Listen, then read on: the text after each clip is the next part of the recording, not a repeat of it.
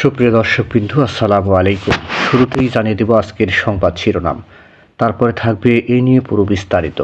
সাভারের জাতীয় স্মৃতিসৌধে শহীদ বেদিতে ফুল দিয়ে ফেরার পথে ৭১-এর হাতিয়ার গর্জে উঠো আরেকবার, জয় বাংলা জয় বঙ্গবন্ধু সহ বিভিন্ন স্লোগান দিতে থাকে কয়েকজন। এ সময় তাদের ধাওয়া দিয়ে গণপিটুনি দেয় উপস্থিত লোকজন। পরে পুলিশ এসে তিনজনকে আটক করে আশুলিয়া থানায় নিয়ে যায়। প্রত্যক্ষদর্শী জাহাঙ্গীরনগর বিশ্ববিদ্যালয় এলাকায় শাহজালাল বলেন, তারা বিশৃঙ্খলা সৃষ্টির লক্ষ্যে স্মৃতিসৌধে আসে। তারা অ্যাকশন অ্যাকশন, জয় বাংলা সহ নানা স্লোগান দিতে থাকে।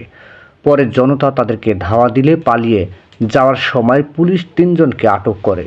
জীবন হাওলাদার নামে একজন বলেন, আমরা মুক্তিযুদ্ধের সপক্ষের শক্তি, আমরা স্বাধীনতার সপক্ষের শক্তি। আমরা স্মৃতিসৌধে এসে জয় বাংলা জয় বঙ্গবন্ধু বলে স্লোগান দিয়েছি। আমরা কোনো বাধার সম্মুখীন হইনি। নিজেকে মুক্তিযোদ্ধার সন্তান পরিচয় দেওয়ায় বরগুনা জেলার সদর থানার আমিন মুসল্লি বলেন, যেহেতু আমরা মুক্তিযুদ্ধের কমান্ডার ও কাউন্সিলর, আমাদের বাধা দেওয়ার তো কোনো প্রশ্নই আসে না। আমরা এখানে আসতেই পারি। জয় বাংলা স্লোগান দেওয়া ব্যক্তির মধ্যে থেকে একজন বলেন, আজকে স্বাধীনতার দিবসে আমরা স্বাধীনতাকে বিকৃত হিসেবে পেয়েছি। দ্বিতীয় স্বাধীনতা বলে কোনো কথা নেই। সাভার সার্কেলের অতিরিক্ত পুলিশ সুপার মোহাম্মদ শাহিন কবির তিনি বলেন, কতিপয় লোকজন বিশৃঙ্খলা সৃষ্টির জন্য স্মৃতিসৌধে এসেছিল। তারা নিষিদ্ধ সংগঠনের বিভিন্ন স্লোগান দিচ্ছিল।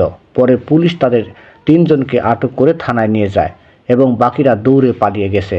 নিউজটি সম্পূর্ণ দেখার জন্য সবাইকে ধন্যবাদ।